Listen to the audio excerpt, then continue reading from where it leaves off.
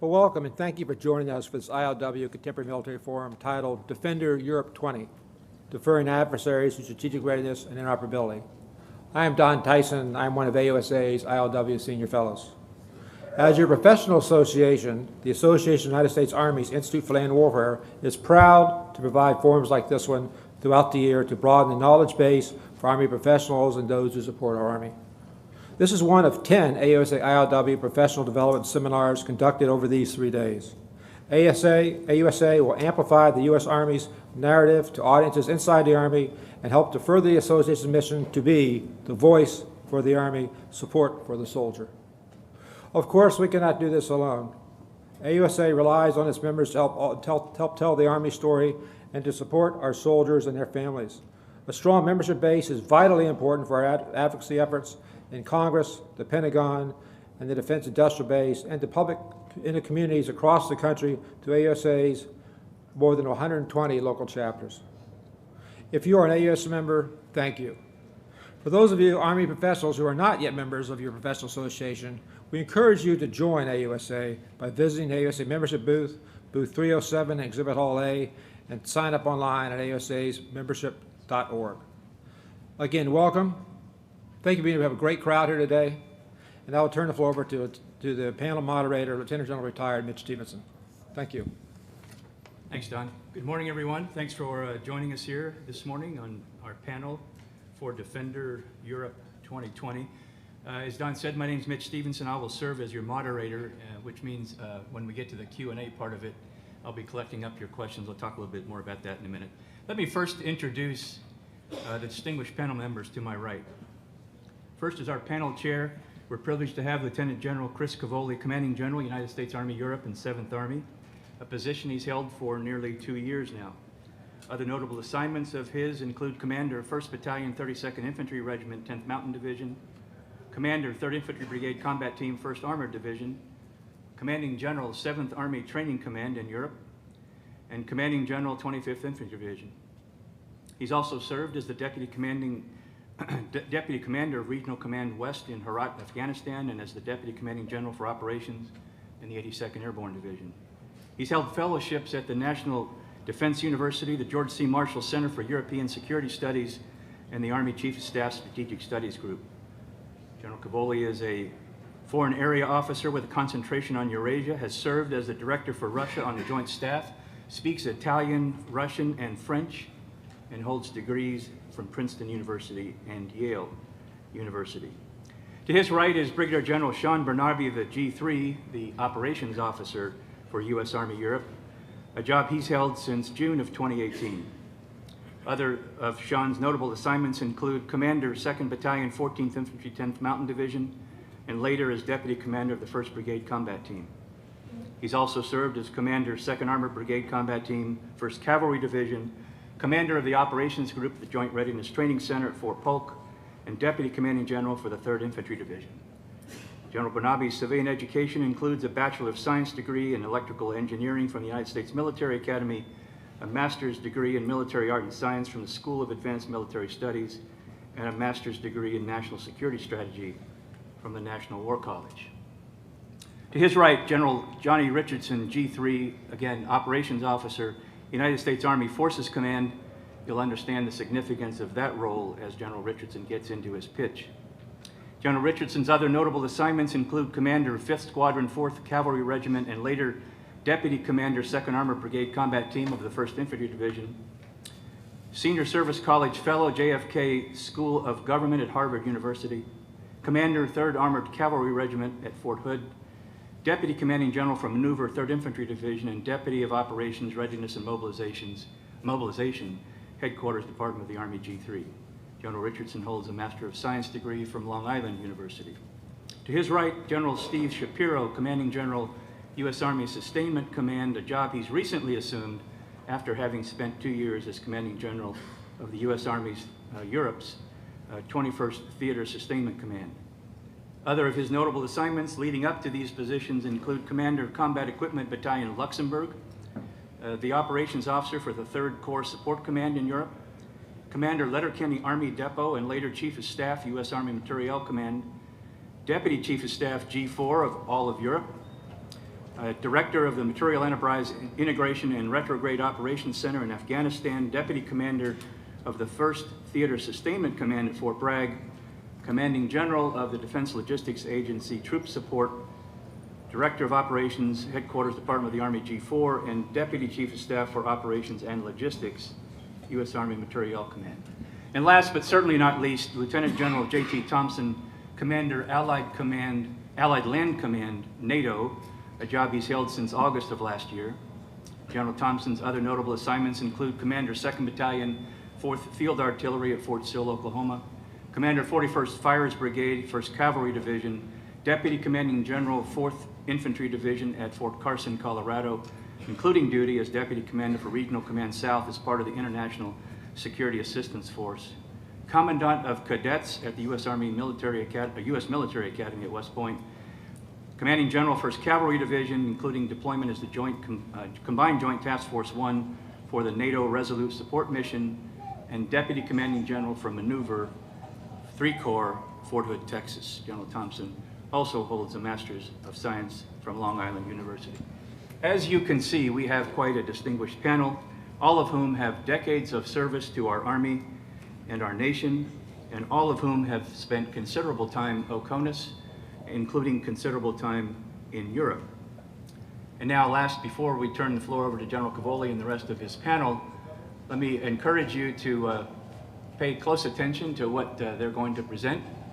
We've got plenty of time for this panel this morning. We'd invite your questions after we get through all of the panel members' initial presentations, and we'll try to get to as many of your questions as we can. There are question cards. They look sort of like this card right here, seated at the ends of your rows. If you have trouble finding those cards, just hold your hand up, signal to Heather. She's got a batch of them. If you look back in the back there, Heather's holding her cards up. She'll get you a card. You can write your question and get it submitted to her, and we'll get it up here for the panel. Again, thanks for coming. General Cavoli. Thanks very much, General Stevenson.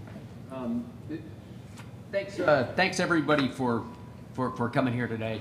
It's a real honor to get to speak to all of you. As I look around the room, there are so many of you who are involved in this exercise or will be involved or have been involved in similar things previously, whether it's John Kolashevsky, who's commanding the 1st Infantry Division and has forces rotating through Europe right now, or Jeff Broadwater, who's going to be commanding the 1st Cav Division while this is going on. I saw Steve Farman back there someplace.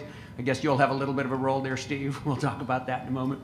I see colleagues from across the continent. I see Land Forces chiefs from Finland and Latvia here. I see the Medical Corps. I see members of all 3 compos, which is critical because this exercise will involve all 3 components, the total United States Army.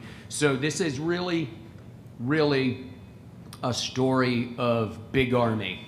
This is really about the big Army and the United States Army operating with allies at scale.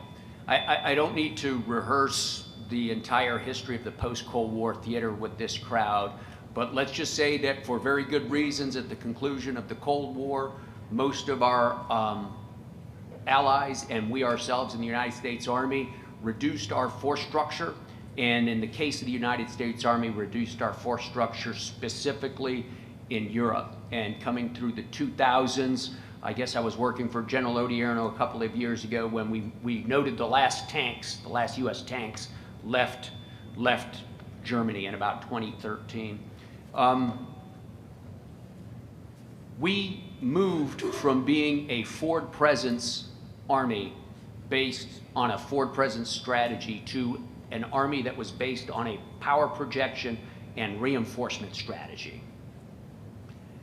After 2014, events in Europe put a special poignancy to that and created a sense of urgency about being able to do that. We began to bring our force structure up a little bit in Europe. We began rotating forces forward. As you know, right now we rotate an 88 Brigade headquarters, a division TAC, an armored brigade combat team, and a combat aviation brigade through the continent every single 9-month period.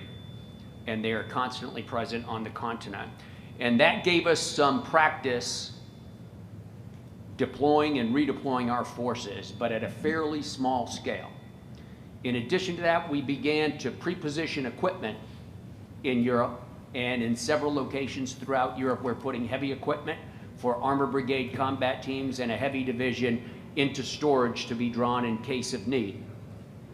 We began to practice that in March of this year in an exercise called Agile Shock.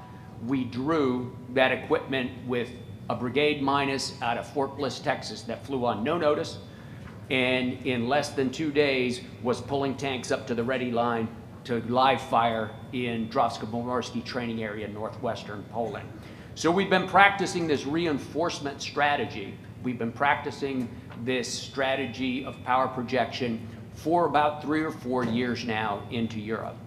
Now it's time to practice it at scale. It's time to practice it at scale because scale makes all the difference. We can succeed at almost anything in microcosm, but it's when we add up all the physical realities that we start to find where we need to improve and what we need to do better. So that's the genesis of the Defender series of exercises. It is an effort on the part of the United States Army in a joint and allied context to rehearse its strategy of reinforcing Europe and on alternating years, reinforcing the Pacific theater. We are lucky in U.S. Army Europe to be the first Defender, and we are starting it with a bang. Many of you remember the Reforger, Return of Forces to Germany exercise series during the Cold War. It's easy to make a comparison to that. First of all, it's easy to make a comparison to that because of that slide over there. If this were a Reforger, Defender 20 would be the 3rd largest Reforger ever out of any of them. So the U.S. Army is going into this with a bang. We are moving into this at large scale from the very beginning. But it is different also from the Reforger series. During the Reforger series, we rehearsed a fairly simple situation. We had to move into ports in Western Europe, move across one country and into Germany, and then reinforce a known plan at a known location against a well-anticipated force. The only thing we didn't know was the time.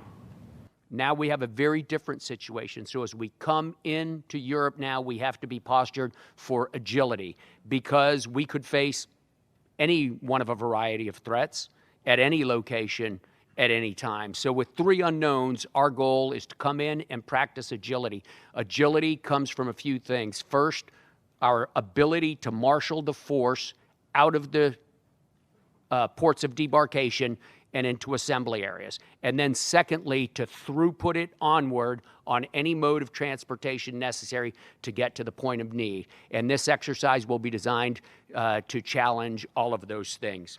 Critical to this exercise is the fact that it will also challenge our allies across Europe and our partners in some cases to provide host nation support at a scale that is very significant.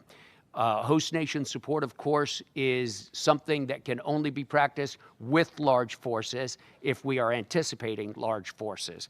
The investments our allies are making to prepare for this exercise, which ultimately prepares us for deterrence and, if necessary, conflict, are significant. From the western part of Europe all the way through the Baltics, there are allies who are preparing for this exercise by establishing procedures, coordination centers, or making physical investments in infrastructure to enable the rapid movement forward of our forces. So in all regards, as an alliance, we appreciate the efforts of the U.S. Army to put this exercise on, and we are very, very excited by the participation of so many of our allies and, of course, the rest of the Joint Force in U.S. EUCOM. With that, I'll pause because each one of the gentlemen to my right has a different part of that to discuss. Ladies and gentlemen, good morning. Again, I'm Sean Bernabe. I am the G3 for U.S. Army Europe. And what I'd like to do this morning is provide just a brief overview of Exercise Defender 2020. Talk about what it is going to accomplish. I'll highlight the participants. I'll highlight the exercise objectives at the strategic level. And then I'll orient you to the key events associated with Defender 20 itself, and I'll tie that to the geography of Europe. So first of all, as shown at the top of the slide, Defender 20 provides a holistic approach to build that strategic readiness we've been talking about in forums all day yesterday, and to really operationalize our national defense strategy. We'll get the opportunity to build a blunt layer in Europe, and then together with our allies and partners to respond to a crisis scenario on the continent. As shown in the second box on the slide, we highlight the 17 allies and partners that are going to participate directly in the exercise. Their participation ranges from the brigade size level contributions. For example, from Estonia, 2 brigades participating. One will provide a brigade in the live training in the Baltics, and another will provide a brigade response cell as a part of a command post exercise. Other brigade size contributions will include, for example, brigades from Poland. The 12th Polish Mech, for example, will be the assault force in a live wet gap crossing or river crossing in Poland. Some of the contributions are significant, but perhaps a little smaller in scale. For example, a platoon, an engineer platoon from Finland, participating in a live exercise in the Suwałki Gap in Lithuania. Below that, we highlight the contributions of U.S. forces and the participants, and I know you recognize the patches here. Let me just highlight a few. 1st Cavalry Division will serve as the primary training audience for both the command post exercise and for the live wet gap crossing taking place in Drawsko-Pomorskie training area, northwestern Poland. The 82nd Airborne Division will provide the command and control for 3 joint forcible entries as a part of the Defender exercise. All-American 6, Major General Mingus, will actually deploy a command post forward, posture that command post near Ramstein Air Base, and then oversee the rehearsals, final preparations, and again, command and control that portion of the exercise. The 116th Armored Brigade Combat Team, you see the Snake Brigades patch there in the middle. This is a National Guard brigade from the Idaho Army National Guard. The 116th will deploy its personnel to the continent and will draw those pre-positioned stocks and then employ that equipment in combined arms maneuver training in northern Germany. And then finally, I'll highlight on the far right, you see the 2 crests of the NATO Allied Rapid Reaction Corps and the NATO Multinational Corps Northeast. Those 2 NATO headquarters will serve as key players, really secondary training audiences in the command post exercise, giving them an opportunity to practice command and control of large size forces in large-scale ground combat operations. So altogether, with allies, about 8,000 allies, about 20,000 U.S. forces deploying from CONUS to participate in this exercise. So in and of itself, that will work the strategic systems, build strategic readiness to put that force together. Now, I'd like to highlight that while it's 8,000 allies participating directly, that really does not come close to expressing the total level of effort of our allies and partners at this same time period. So various national exercises will be occurring across the continent at the same time from about March to June. For example, Poland's Anaconda will take place in that time period, about 8,000 personnel. Finland has their exercise Arrow, about 10,000. Poland has a bilateral exercise with U.S. Air Forces Europe, Astral Knight. That'll put another 5,000 forces in the field. Estonia has a national exercise, Sweden as well, with about 20,000, Norway, Lithuania. So you add that all up, not counting those 8,000 allies directly participating in Defender, a huge level of effort on the scale of about 80,000 operating in parts of Europe during that time period. So a very busy spring for the alliance, and really a good news story. Finally, at the bottom, let me highlight a couple of the strategic training objectives for the exercise. So certainly to deploy that credible force from CONUS. That force will be the equivalent of a heavy division, and then to receive, to stage, to onward move, and then to integrate that force and move them and stage them to the point of need, responding to a scenario crisis on the continent. That second objective, validate the draw, the employment, the turn-in of Army pre-positioned stocks.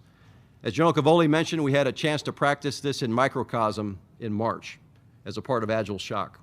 We learned some good lessons there, and General Shapiro will talk about those here briefly in a few minutes.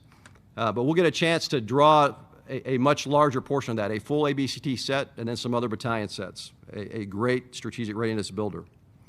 Our third objective is to allow the USAR headquarters to operate in its role as a Joint Force Land Component Command, a critical readiness builder for that headquarters element, and will be a great repetition for our team. Of course, if we're going to deploy a large, credible force from CONUS onto the continent, we want to make sure they have a chance to do something while they're there. And so that gets after that fourth objective, to practice large-scale ground combat operations, both in simulation and in live exercises at various training areas across Northern Europe and then also in Georgia. As we do all of these, we will practice integrating with our allies and partners and truly building all the dimensions of interoperability and certainly at the strategic, operational, and tactical levels. And then finally, as a part of this, we will field the trophy system, which is an active defense system for the M1 tank. We'll mount that onto the vehicles, and we'll take a few of those sets, really a company set for a test drive, operate those in combined arms maneuver training, and then provide feedback to the enterprise as we work to field that key system across the Army. Now, as I move to the next slide, I'll highlight the key events of Exercise Defender, and again, orient you to the geography where these things will happen on the continent. So first of all, reception, staging, onward movement, and integration of a division-size element. So the map in the upper left highlights the posts, camps, and stations of the forces that will participate from CONUS, all three components represented as General Cavoli highlighted. We also highlight the seaports of embarkation: Charleston, Savannah, Beaumont, and Port Arthur. These forces, of course, will deploy across the Atlantic and arrive at seaports of debarkation in Antwerp, Belgium, Bremerhaven, Germany, Vlissingen, Netherlands, and Paldiski, Estonia. Not shown on the slide, of course, are some airports of debarkation, about 10 at last count, where personnel will arrive by air and then get married up with equipment on the continent. From these ports of debarkation, we then have the very complex mission to stage those forces and then to move them by various means. We'll move heavy equipment by rail. We'll convoy wheeled vehicles across Germany to points of need, whether that be Poland or other parts of Germany or the Baltics. Sensitive items and special equipment will move by line haul, both military and commercial. And then some personnel will move by bus to a point of need.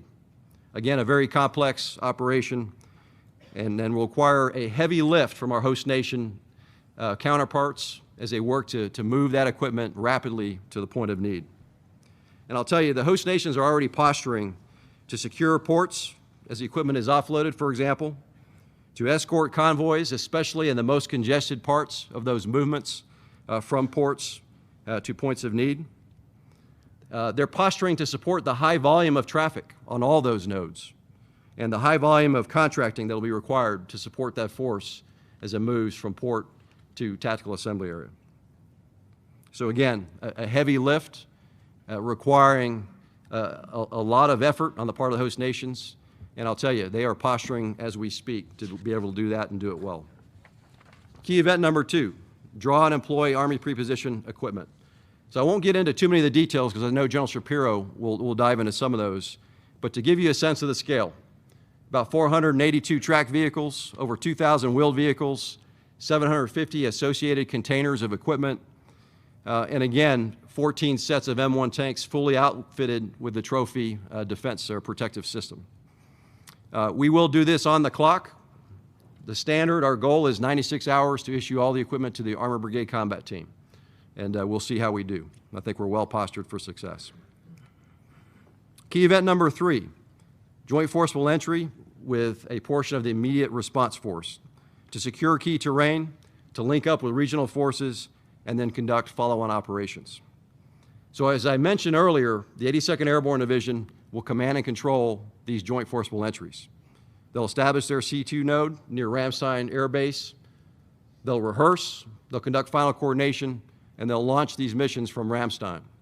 The first joint forcible entry will feature a brigade minus from the immediate response force. They'll be accompanied by a company from Canada and a company from the UK and they'll jump into Georgia, again for link up with initial entry forces and then follow-on operations. Simultaneously, the Polish 6th Airborne Brigade will conduct a parachute assault into Lithuania. They'll be accompanied by a battalion minus from the 82nd Airborne Division. And then about a day later, a portion of the 173rd Infantry Brigade Combat Team, Airborne, will jump in to Latvia with a company from Spain and a company from Italy accompanying them.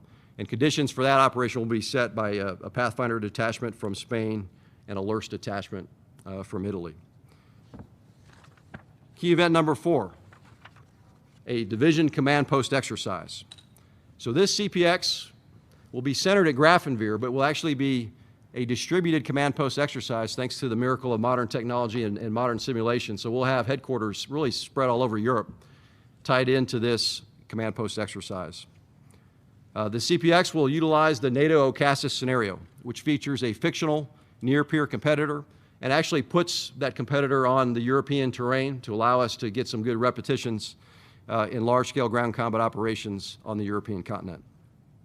The scenario will be set in a post-Article 5 environment, and in terms of timeline, it's actually going to be set in the year 2028, which sets conditions for us to really accomplish a joint warfighting assessment, where the Joint Modernization Command will provide some future concepts, mainly multi-domain operations, some future capabilities, and then some future organizational designs, and allow us to take those for a test drive in simulation as a part of this command post exercise.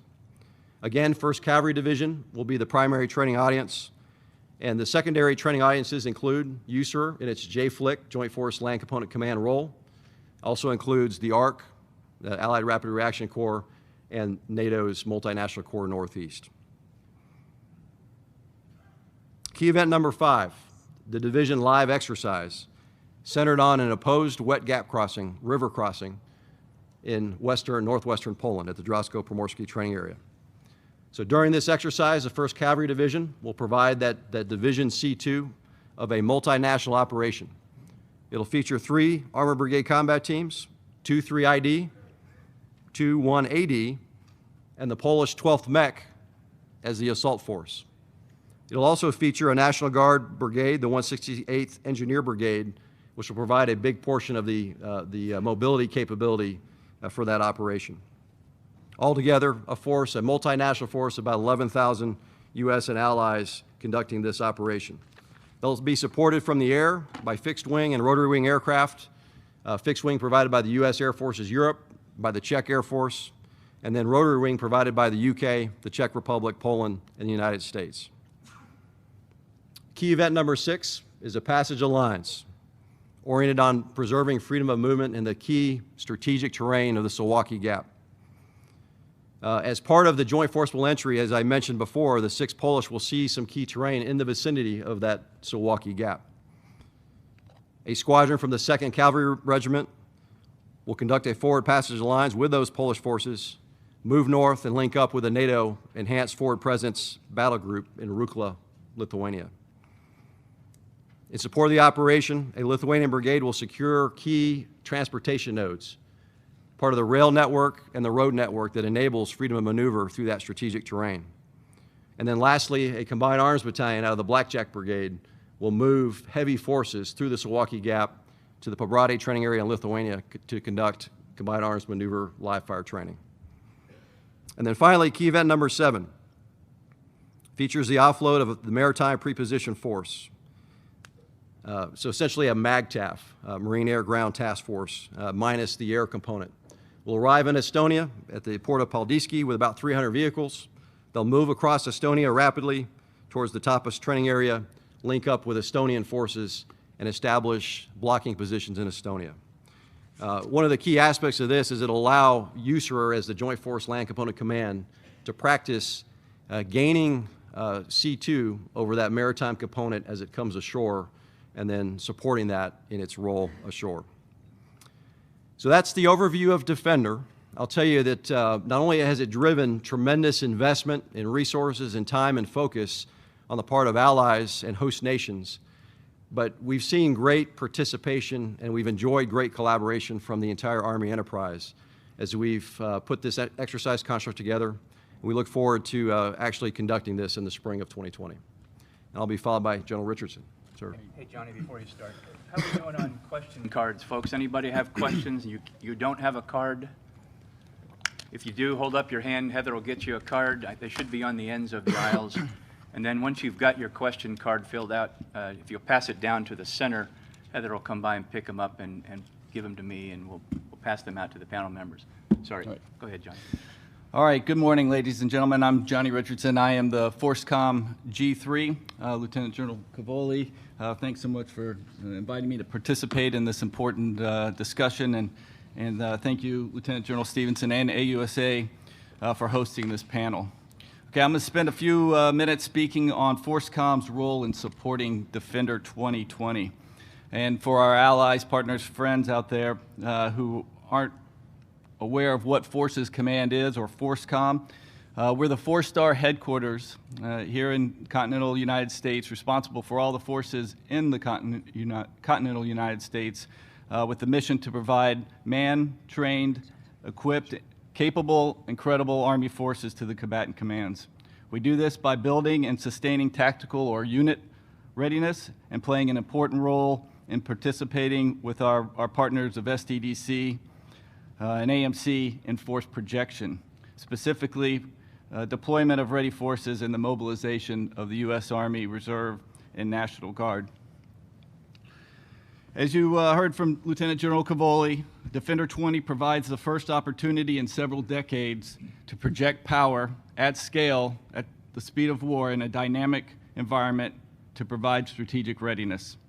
This diagram captures how Forces Command views strategic readiness, which is the Army generally defines as the ability to dynamically and responsibly project the force to meet the demands of the national defense strategy. Important to this discussion is that strategic readiness is the combination of tactical readiness and force projection. As Secretary McCarthy recently wrote in a note to the force, and I quote, "The Army has increased its tactical readiness drastically, and now the Army will focus to improve strategic readiness." The Secretary's point, and captured on the left-hand side of this slide, is that since 2015, FORSCOM has seen an appreciable increase in the high levels of BCT and other unit-level tactical readiness metrics. We're doing more combat training center rotations, more emergency deployment readiness exercises, and other decisive action training at home station, which has improved our overall tactical readiness. Although I will focus most of my comments on what FORSCOM is doing to improve mobilization and deployment readiness in support of Defender 20 and large-scale combat operations, I want to acknowledge the unique opportunity that we will gain out of Defender 20 and collective training, tactical readiness opportunities that Defender 20 provides FORSCOM units participating in this exercise. Units will get a rigorous workout conducting the following tasks and missions following the deployment phase: joint reception, staging, and onward movement, convoy operations over extended distances and in and around civilian populations, mission command on the move over large distances, live fire, maneuver training with allies, and large-scale day and night river crossing operations. So as General Cavoli described, this is not your grandfather's reforger. We will achieve tactical readiness in part throughout this exercise, in addition to the strategic readiness that we'll gain, which is... Thanks, Johnny. For me, that would have been my father's reforger. Thanks Thanks for making me feel really old.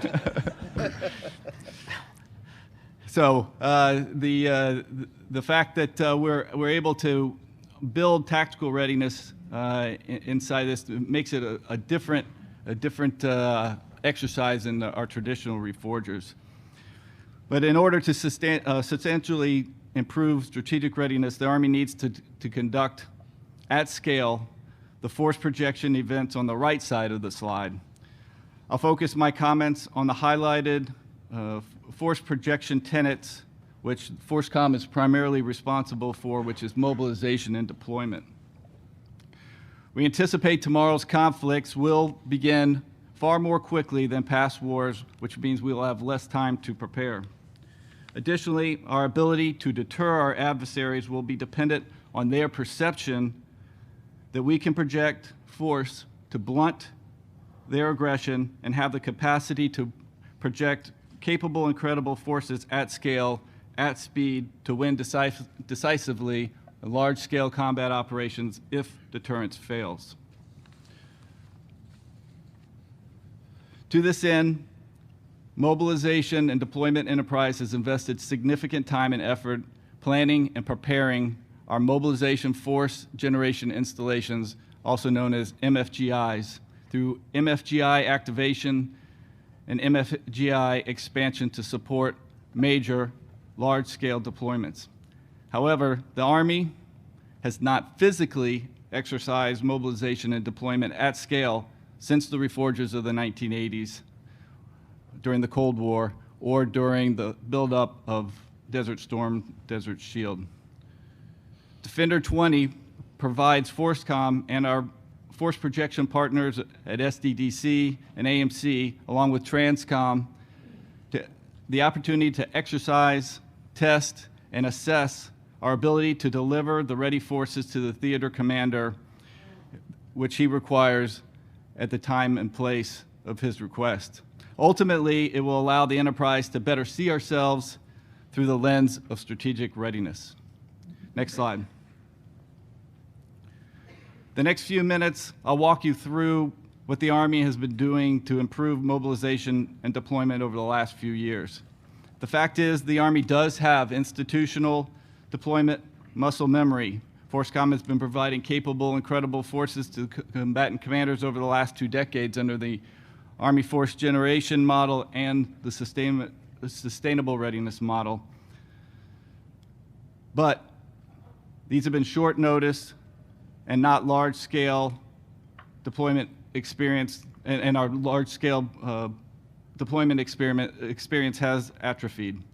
On the top branch of the arrow are some of the examples of unit deployments over the last couple years, and during Operation Iraqi Freedom and Enduring Freedom, we became very proficient at deploying brigade-level formations in small enabling units. However, the deployments were limited, programmed, and predictable. Similarly, for combat training center rotations, the Army deploys approximately 1 BCT and their enablers inside CONUS to these CTCs 18 to 20 times a year. Again, these deployments are small and uncontested. In 2014, the Army began rotating forces to Europe, Indo-PACOM, to demonstrate resolve and to deter aggression. These deployments were done on a known timeline and were single units. In 2015, FORSCOM restarted the Chief of Staff of the Army's Emergency Deployment Readiness Exercise Program, or EDRI program.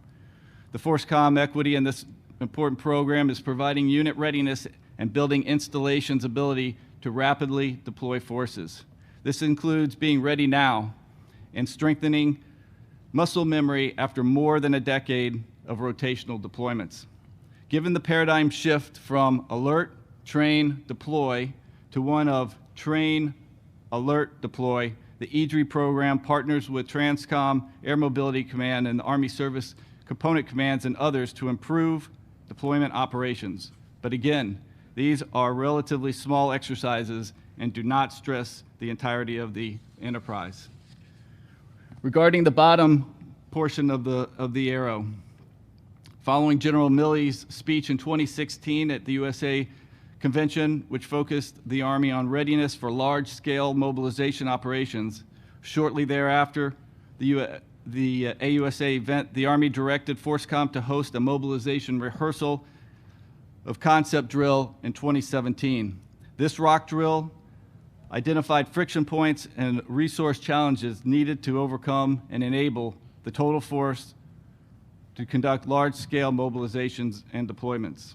And as mentioned earlier, FORSCOM then undertook a total force effort to enable our mobilization force generation installations through the MFGI expansion planning process.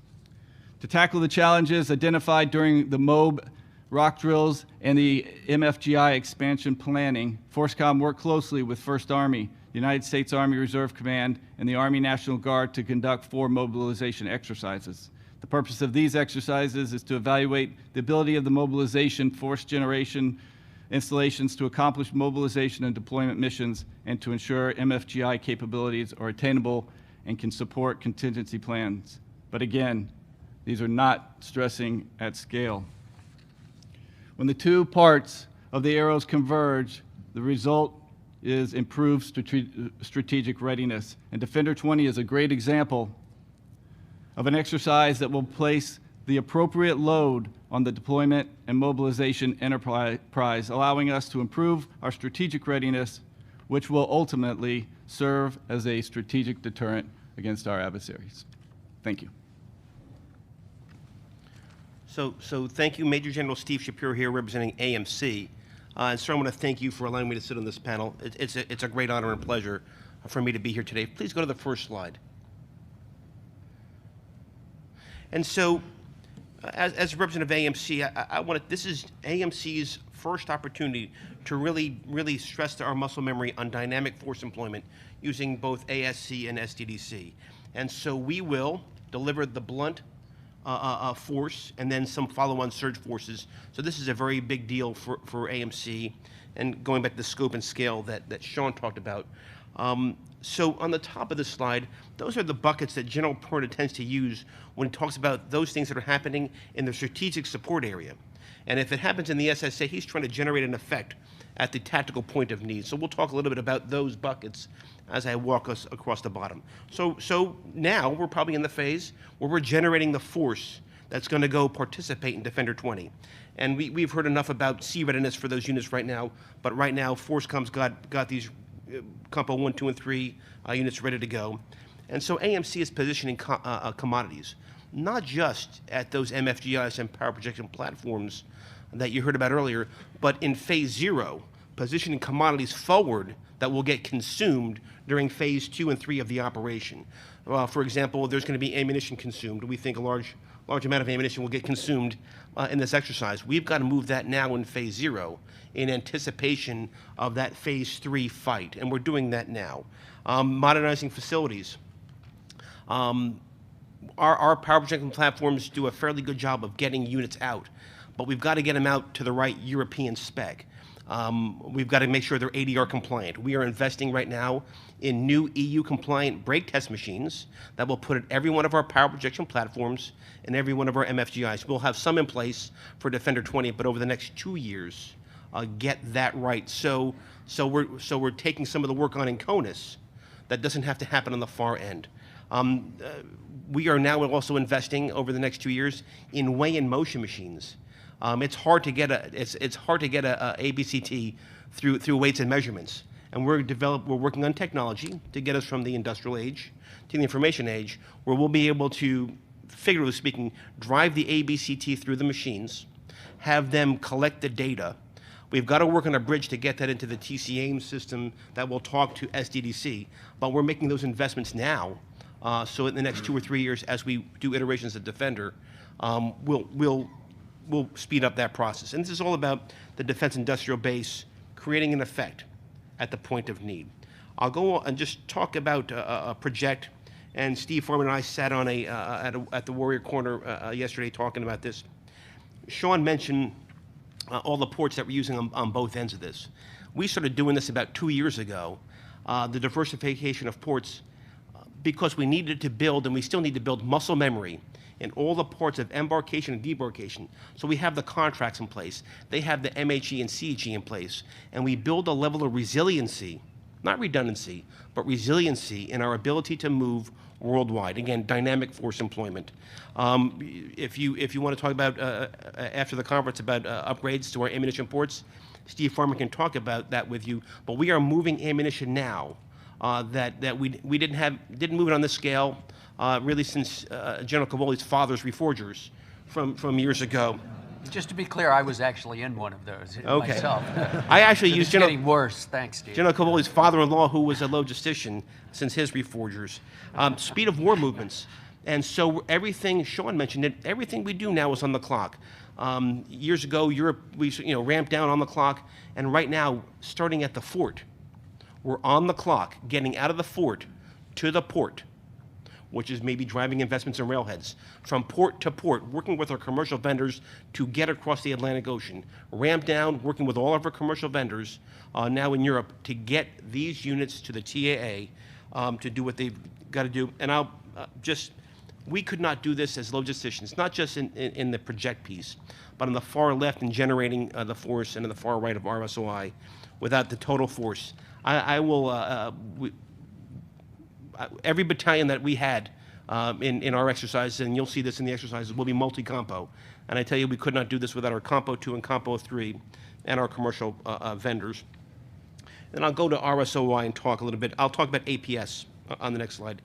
But we are finding that our contracts have a level of rigidity in them, whether they're in CONUS or overseas, that don't allow us to do things on the move. And so we're putting not just LogCap, for example, LogCap people with the 21st TSC, but KBR, Kellogg Brown and Root, people who've got TS clearances, who are going to work inside the theater so we can start moving on a dime. And then we were going to give them the authorities at the AFSB level to do the things they need to do within a dollar threshold, so we can speed up that. And again, I'll go back to the enterprise effects of the point of need. For example, and I'm looking at the top of the slide now, we're using Defender 20 to think about what our theater ASL must look like in Europe to support Defender exercises and subsequently a 40-20.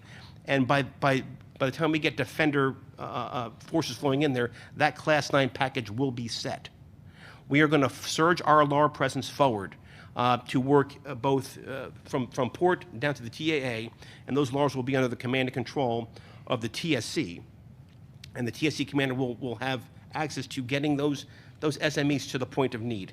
And I think I will go to then the next slide and talk a little bit about APS. Agile Shock. When we were going into Agile Shock, it was to issue a portion of the brigade combat team. And we had looked at the AAR from a similar exercise in RCENT, and it took them a very long time to get that ABCT through RSOI because of the holdup at the APS site. And so we decided in Europe, hey, let's just give 2nd Brigade the equipment, let them go do the firing and come back. And I think within the first day, I got a phone call about the readiness of the ABCT. And the fact of the matter is we couldn't answer those questions. So Agile Shock really taught us a lot about how to issue APS equipment. And we fully realized that the theater standard and our standard is 96 hours. We are going to start in December through February, moving all the APS equipment that's on a wholesale record account that most people can't see into GCSS Army. Those are the systems that soldiers use today. And so our contractors, our vendors, will be operating that ABCT in GCSS Army, and you'll be able to go to things like ARCOP and see the readiness of each of those, understand the open document numbers. And then when the BCT comes in, the 1/16th, and we're working with them now, we are going to issue this equipment. It's going to be a property book transfer. In 96 hours, it'll be very simple. CASCOM's got a solution for us. And we will transfer all that equipment, Class 7, from one GCS Army account to another. And the 1/16th, after 96 hours, will be in our systems, in ARCOP, and you'll be able to see them. They'll be driving APS equipment, but their UICs, their nomenclatures, and the Class 9 will be coming into their accounts. So we think we've got that solution. And if this works, we're going to move the entire Army out of APS, out of wholesale, and move them into retail accounts so that the Army can see what, so theater commanders and ASCC commanders can see what their APS looks like. This is all a lesson learned from Agile Shock. We are right now with the battle web system, which is how units right now can see their APS. We've got a battle web team right now in Idaho with the 1/16th, and running them through exactly what they're going to get, their readiness rates, and working with them on their TAT. Hey, here's what you're going to get, and here's what you're not going to get. And you understand your mission, and we're working through what we think they need to bring. But we're also in the process of buying things to Agile Shock, fuel cans and water cans. We didn't know. And so, but now, we are now, AMC, buying that So General Perna has got a kind of a war on TAT right now, and he wants to reduce that TAT to the lowest level possible so that BCT can basically fold in formation with their personal gear, their individual weapons, and their OCIE, and get on a plane, fall in that brigade, and go fight and win America's wars. And that's kind of where we're going. We're not quite there yet, but this issue of the 116th is going to be a great lessons learned opportunity for AMC, and we plan on taking advantage of that. And sir, that's all I've got on my 2 slides. Hey, JT, before you start, again, questions, bring them into the center. Heather, if you could start bringing them up here as you collect them while General Thomson's speaking, we'll be ready to start answering questions at the end of his presentation. JT. Well, good morning. What a fantastic turnout. I bet my public affairs officer, Lieutenant Colonel Travis Detmer, this morning a beer that there would only be 30 people in here, so Travis, I'll pay up at the airport tonight before we head back to Turkey. Appreciate the opportunity to serve on this panel and provide you somewhat of a NATO perspective. A special thanks to my wingman, Lieutenant General Chris Cavoli, and his great team at USHR and LANCOM. We've got a strong collaborative, a special relationship, and exercises like this only take it to the next level. To our allies and partners in the room, there's a lot of you here. It's good to see you on this side of the Atlantic. Thank you for being here, but more so, thank you for your trust and your friendship. I know a lot of you asked me over the last day how come some of the U.S. Army generals are wearing this uniform and some are wearing that uniform. I did not know. I have found out. They gave the new uniform to the smartest and best looking generals. I just hope I get the new uniform before Roger gets one. So. JT, they did it by size, and they started at the bottom of the chart. I'm sitting on a phone book, which is something we use during Reforger there, guys. I told you we had a strong and special collaborative relationship. I'm not really going to talk this chart. I really got up here as a placeholder, but in the bottom right, you see something down there that says AUSA, you know, and so I've learned a little bit over the last 15 months how to speak NATOese. United States, 29 alliance members, we call it RSOI, Reception, Staging, Onward Movement. The other 29 alliance members call it RSOMI, and that is NATO Doctrine, Reception, Staging, Onward Movement, and Integration. Kind of same thing, but it's the learning point. I learn something like that every day in NATO. For NATO, the bottom line up front, Defender Europe 20 is welcomed as a large-scale, multinational exercise, multilateral exercise led by U.S. Army Europe.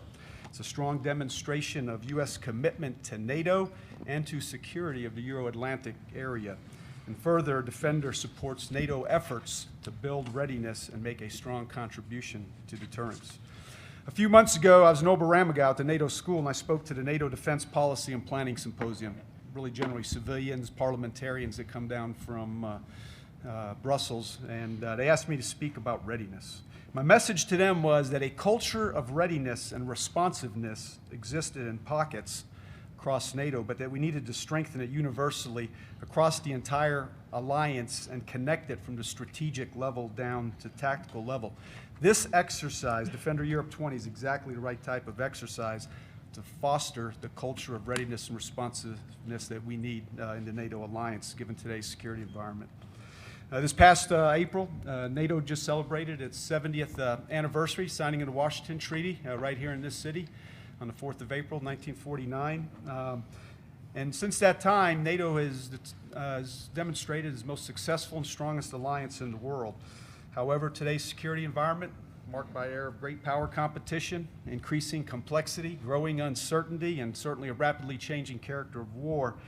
So NATO recognizes that to continue to be the strongest and most successful, that it is an alliance that has to adapt. Accordingly, there's about a little over 60 work strands. It's another NATO term. That work strands means like initiative, efforts underway across NATO to bring about this required adaptation. And these work strands include things like command and control, the NATO Readiness Initiative, joint fires, allied military reinforcement concepts, and theater enablement. Defender Europe 20 is exactly the right exercise to work these work strands and test them. I, too, spent my formative years on the plains of Central Europe, first 7 years in the Army, 3rd Infantry Division as a lieutenant, 2nd Armored Cavalry Regiment, and then 1st Armored Division. So for many old-timers like me, when we do first hear about Defender, we immediately think of Reforger. I was on one of the big ones, 1988. It's called FTX Certain Challenge. I was a platoon leader in the 3rd Infantry Division. 7th Corps fought 5th Corps on the southern half of Germany, essentially all over Bavaria. I was a maneuver damage control officer, paid for a lot of cobblestones, those little white poles that AVLBs ran over. They cost 50 marks each, but it was a great exercise. My brigade commander was this guy named Colonel Erich Shinseki. You've probably heard of him. He later became 34th Chief of Staff of the Army. But it remains one of my most incredible exercises to this day, 30 plus years later. But as alluded to earlier, we cannot fall prey to the nostalgia of Reforger and think of Defender Europe as just a reincarnation. It is not Back to the Future. And General Cavoli, highlighted that up front. Our security environment has changed significantly in terms of geography and borders, in terms of allies and partners. We had 15 alliance members back then. Technology and doctrines changed. Our threats have changed, and we've got multi-domain warfare out there now. We didn't even think about cyber or space back then. But fortunately, the old-timers in NATO recognized this. And I'll give you a case in point. 4 weeks ago in Ulm, Germany, there was a declaration of IOC, Initial Operating Capability, for the Joint Support and Enabling Command, JSEC for short. This new command, it's a part of the NATO force structure, not the NATO command structure. Germany is the framework nation. This new command has 4 lines of effort. It's rear area security, it's area damage control, it's training and integration, and it's logistics and sustainment. And the keynote address was given by the German Vice Admiral Joachim Rühle. And he referenced Reforger 88 in his remarks. And he talked about how great it was, how many people was in it. I think he used the figure 120,000 participating troops. But the point that he really made was this was not a revival of Reforger. And he went to explain what Germany's role is now vis-a-vis back then. Then he also highlighted the tremendous opportunity was for this new command to work hand in hand with 21st TSC. I'm not pointing at Steve Shapiro, he gave it off to Chris Mohan there, with USHRA and then several NATO nations and partners. I mentioned the word interoperability. It's come up a few times. Defender Europe, extraordinary prospects of working interoperability among all 3 dimensions, those 3 dimensions being the human dimension, the technical dimension, and the procedural dimension. When we talk readiness, we're all familiar. And you saw a chart up there from ForceCom, I'm trying to take everybody on now that have been in NATO. And we always see readiness is composed of training, manning, equipping, sustaining. I think there's a 5th component that's on there. It's called interoperability, especially when you're talking alliance warfare. And it's a vital component of readiness. I acknowledge, I'll be the first to tell you, we'll never be 100% interoperable. We're not interoperable 100% in our own nations, but we need to be more interoperable than less and keep continuing on that trajectory. This exercise is going to help us quite a bit. Sean Bernabe showed up there, 15 other alliance members in addition to the United States, 2 partner nations in there. That means well over half of NATO is participating in Defender Europe 20. Simply an outstanding opportunity to work interoperability and practice multinational doctrine and standardization agreements, STANAGs, something I blew off as a lieutenant. I didn't worry about them, but they're pretty damn important. We learned that out with the Enhanced Forward Presence battle groups.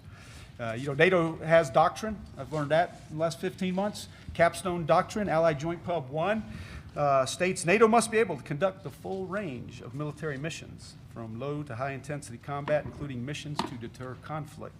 So we've got a pool of high readiness forces in NATO. I work with them day to day, 9 corps commanders, 2 division commanders, and their view and mine together is that what we need to plan for is the most difficult course of action, which for land forces is decisive combined arms, multi-domain operations in high-intensity major theater war, which we're going to practice here in Defender Europe 20. 2 of those 9 high readiness corps, the Allied Rapid Reaction Corps and the Multinational Corps Northeast, will participate. The ARC is the oldest multinational corps in NATO, founded in 1992, I believe, maybe 91 in Germany. It's in the UK now. And Multinational Corps Northeast in Stettin, 3 framework nations, Poland, Denmark, and Germany, just celebrated its 20th anniversary. 2 highly capable corps, and there are U.S. individuals to include a brigadier general in both those corps. ARC has about 34 U.S. Army and U.S. Air Force in it, and Multinational Corps Northeast has 17 U.S. Army and U.S. Air Force in it as well, so they'll contribute from that standpoint. The last point I'll just make about cohesion. NATO's strategic center of gravity is unity. So an exercise like this, when you get 18 nations, we're traveling across 10 different countries, I believe, maybe more, hosting activities. Defender Europe really helps us enhance relationships, fosters cohesion and coherence. It's already doing that. The planning alone has done a lot of that. And then one of the most powerful messages from Defender Europe 20 is, the one of commitment, assurance, and unity. Cohesive multinational forces give us a competitive advantage, no doubt about it. A lot of times we take the glass half empty approach. Multinational operations are tough. Yeah, they are, but I tend to look at the other way. If you look at our adversaries, they do not enjoy the advantage that we have and the power and synergy that comes from good friends, trusted friends. Hardly a week passes that I don't travel. I'm based in Izmir, Turkey. Last week I was in Bucharest for a week with all the Corps commanders, semi-annual Corps Commander Conference. The Chad from Romania joined us. Deputy Sakir was there with us. Great event. The last week before that, I was in Menorca, Spain, validating one of the national or the NATO multinational corps from Spain, NRDC, España, for an operation. They did fantastic. But here's the message I give back to the chief when he asks me, hey, how are we doing over there in NATO, Thomson? I said, sir, the top line message that I will give you is that U.S. presence and leadership in NATO is, number one, desired. Two, it's highly appreciated. They want more. And number three, it does make a positive difference. So we can be rightfully proud here we are in the Association United States Army of all those great men and women that are over there bedded in NATO and all those formations doing great heavy lifting. I'll just end with a quote. I think this morning, if you were at the congressional breakfast, General Ham brought one up by George Washington. Omar Bradley must have been copying George Washington. 1949, Omar Bradley was our first chairman, Joint Chiefs of Staff. He said, peace is our goal, but preparedness is the price we must pay. And this exercise is part of that preparedness. So thanks a lot. Look forward to your questions here. Thanks, JT. Well, thanks. We've gotten quite a few questions from the audience. What we're going to do here is each of the panel members has several question cards. We'll just go down in order and let each one take a shot at a question. We'll move to the next individual to his right and answer the next question, and we'll keep going until we run out of questions. And of course, you can continue to submit if you have them.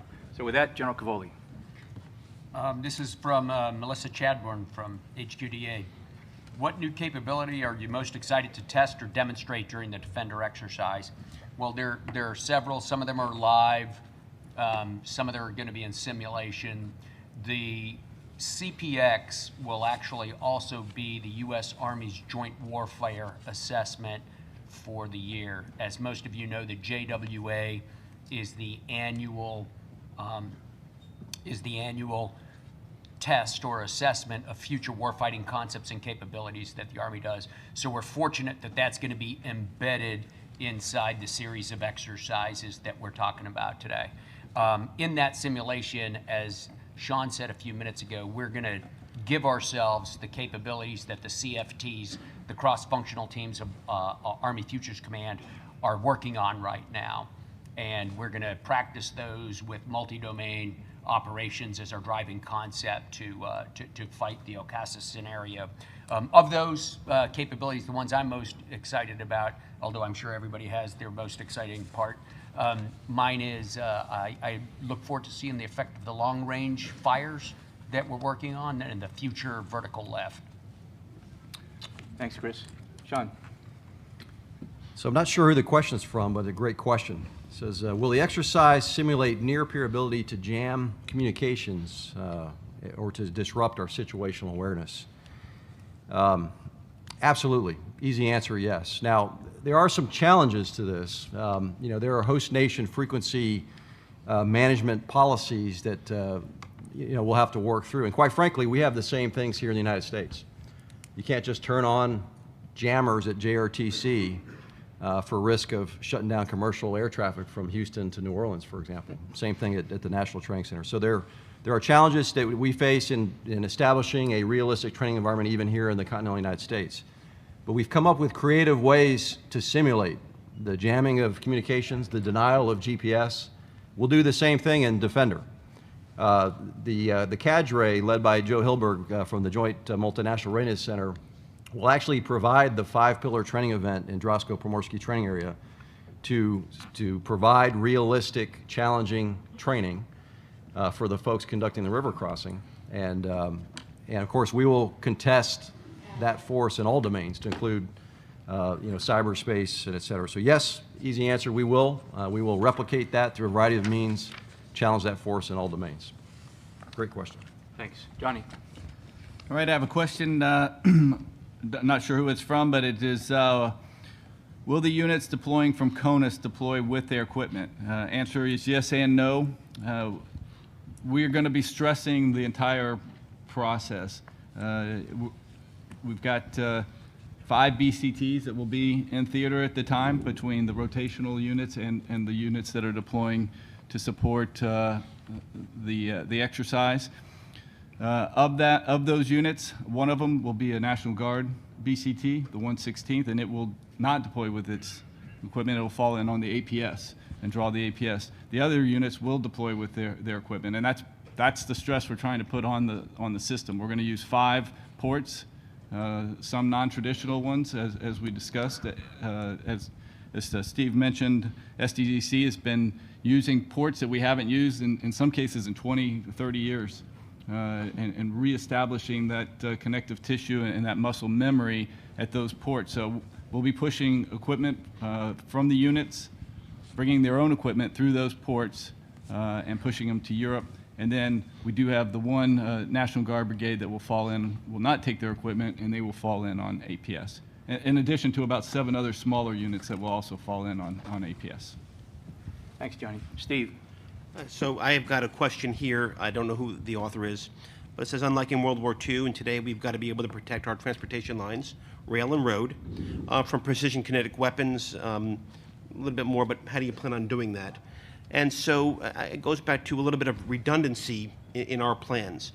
There are several routes right now, road routes across Europe that go from northern European ports, and we've been rehearsing all 4 of those routes since probably the last 3 years. There's also a piece here, though.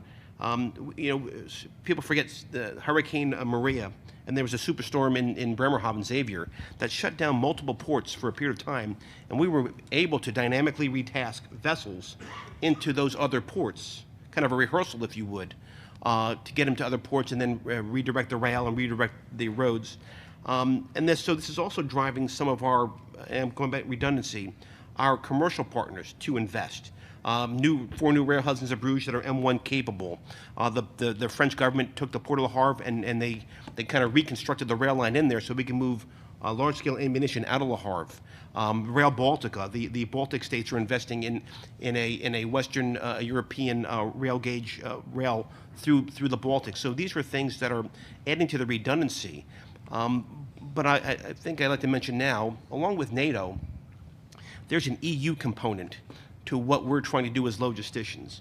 And so a lot of time spent up in Brussels talking to the EU about infrastructure upgrades, going to Brussels and talking about, hey, there's only 3 rail crossings to get from the ports, heavy rail crossings from the ports into Germany so we can move across.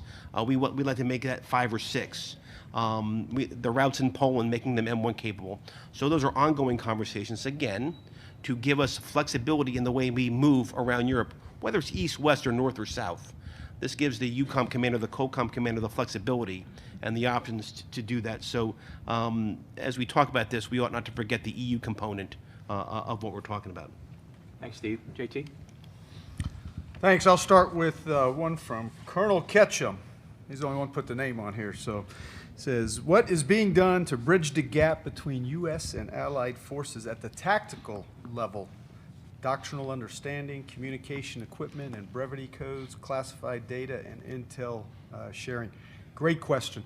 Part of this, USHRA, I'm going to steal a little bit of their thunder because they do great work. We've got to be careful we don't teach bad habits, but we've got the mission partner environment. We send out digital liaison detachments. And again, the question is about tactical level, but I'm considering that corps and below division level to ensure that kind of interoperability so we can talk. But from a broader perspective across the whole alliance, I just can't worry about the United States and allied force. I got to worry about 29 nations There may be another JOA going on at the same time with no U.S. in it.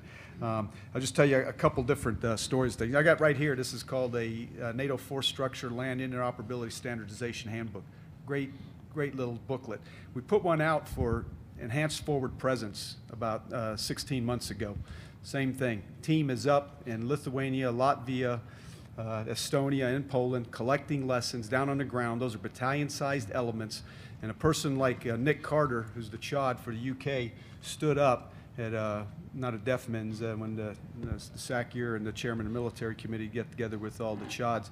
And he stood up and said, if you have not read this, and he's speaking to all the CHODs of the NATO nations, you're wrong. You need to look at that. But those are interoperability laboratories that go on day in and day out. Just last week there was a EFP Commanders Conference. We're updating this, got new lessons. And I go down and I talk to battalion commanders. One was a Canadian last year, Lieutenant Colonel Macbeth. 9 nations in the battle group for Latvia. And I said, wow, you must not be able to talk. Your radios, I mean, it's got a mission command must be your Achilles heel. He goes, sir, don't touch it. We got it figured out. We're good. And he talked about some contractors, everything. They figure it out. He says, where I need your help is the STANAG for medevac is messed up. What do you mean STANAG? Medevac's messed up. He goes, sir, it violates several nations' caveats, boom, boom, boom, boom. And I thought I could go back and just write a STANAG and a week later have fixed the problem. It's NATO, it's process driven. We got it fixed though, but that's good. So those things are just going on day in and day out. Trident, just one other small snapshot. Last year, we had a big exercise in Norway, Trident Juncture 18. We had 3 brigades fighting in Norway in the maneuver rights area, 3-on-3 brigades. But the VJTF brigade, the Very High Readiness Joint Task Force, the Spearhead Brigade, that had it for that year, was the Arietta Brigade from out of Italy.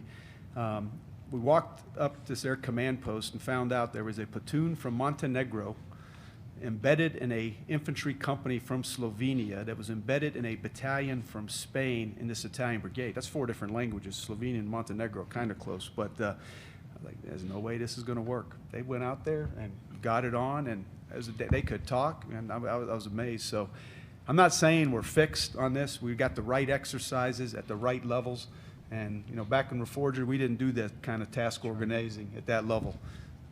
Brigade level and below was verboten.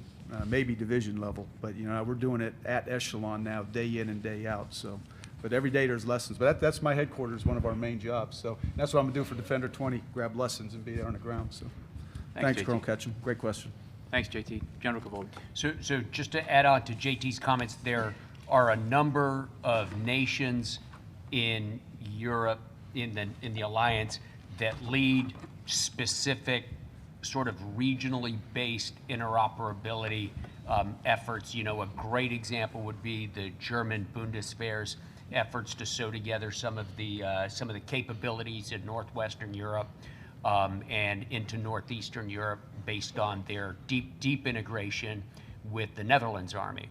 At the tactical level, the U.S. Army in Europe spends an awful lot of effort to generate interoperability at the brigade and below level to be able to incorporate the smaller organizations that might be available that General Thomson was talking about. There's not really a single exercise that we do that is U.S. only, nor do we see a purpose for doing such an exercise. Finally, Joe Hilbert, if you'll stand up for a sec. The U.S. Army in Europe is lucky enough to have one of the Army's 3 combat training centers, the National Training Center, Fort Irwin, Joint Readiness Training Center at Fort Polk, Louisiana, and the Joint Multinational Readiness Center in Hohenfels, Germany. And Joe Hilbert puts on an exercise there every single month that incorporates allies at all echelons up to and including division in simulation, brigade in LiveX. We frequently have other nations' brigades lead a multinational brigade rotation there. Sometimes it's U.S. There's a lot going on in that. The challenge, as General Thomson pointed out, is capturing the lessons, codifying them, and promulgating them throughout the alliance. I have 2 questions that I'd like to do really quick. The first one is, will there be a long-range ISR capabilities aircraft employed in Defender 20 to enable long-range precision fires program development? The short answer is yes. The more complicated answer is yes, but what we're really looking at is deep sensing technologies, not necessarily deep penetration. What I care about as a land component commander is the the information that becomes available to me. I don't care whether it was gotten by an aircraft or special penetration or anything like that. So I'd say yes to deep sensing. General Johnston, the INSCOM commander, is here, is in a great partnership with us. And if you have more specific questions about that, he'd be very happy to talk about it. River crossing exercises in Europe are inherently dangerous. During the Cold War, the Army conducted numerous crossing exercises, and unfortunately many accidents occurred, costing lots of soldiers' lives and equipment.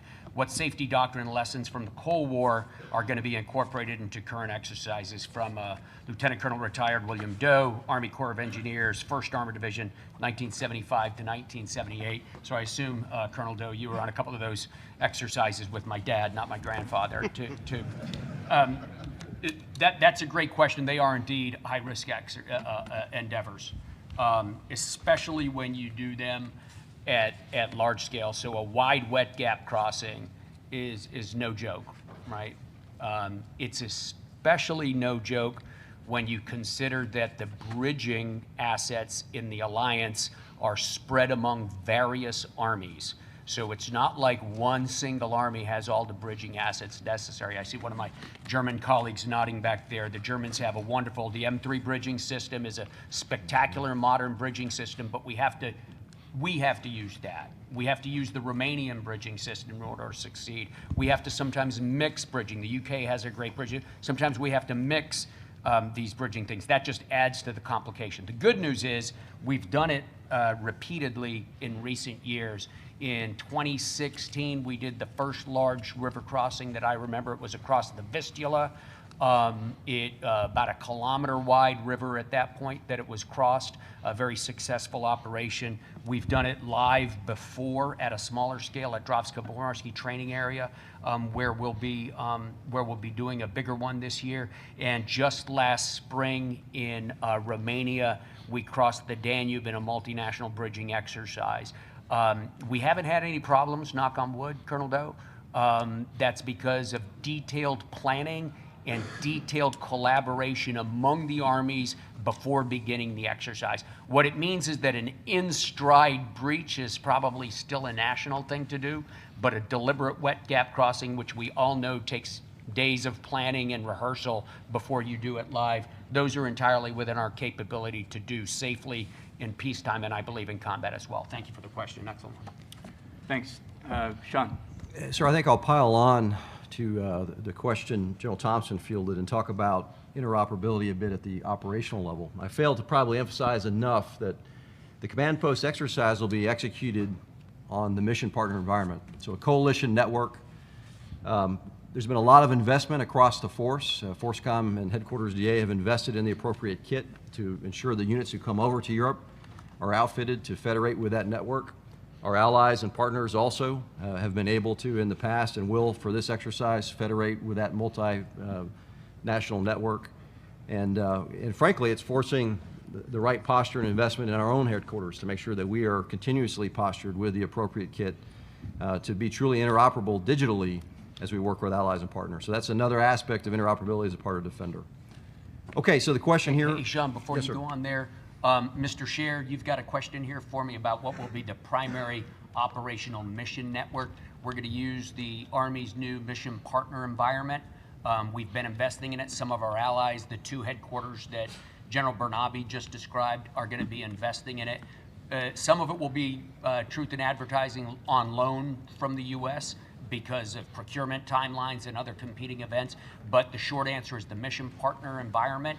If you'd like to talk more about it, John, could you raise your hand? Brigadier General Phillips, our G6, has been working intensively with U.S. Army G6, the Mission Command Center of Excellence, and the UCOM J6 on this. Very promising. We look forward to it. We're migrating all of our operations in U.S. Army Europe onto the MPE from the SIPRNet so we can be more accessible to our allies. But John is the guy to talk more about that moment. Sorry to interrupt you. I wanted to get that one in. Yes, sir.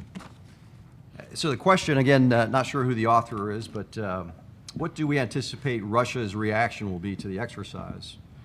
And does the exercise require notification to Russia prior to the conduct of the exercise? So I guess I'll expand that and just talk about our adversaries. We assume our adversaries will be watching. we've announced the exercise clearly in open press. We're doing that now as we speak. And just looking at past exercises, we know folks will be watching. We are being as transparent as we possibly can, making sure there are no surprises, that everyone understands the scope and scale and geography of the exercise. Does it require notification? Short answer is yes, just based on the numbers. And we have done and will do that. Host nations have the opportunity to invite observers for the pieces and parts of Defender. So maximum transparency, yes on the notification, and we'll see what happens in terms of whether or not adversaries or anyone really accepts invitations for observation. John Richardson. All right, the question I have here is, what sort of train-up will active and reserve component units go through? So there won't be any specific Defender 20 train-up. When a unit goes through the sustainable readiness model, it goes through a train-up that's focused on large-scale combat operations and focused on their mission essential tasks. So they'll conduct their traditional home station training at the individual crew, platoon, company level, working their way up to battalion, brigade, go to their CTC rotation.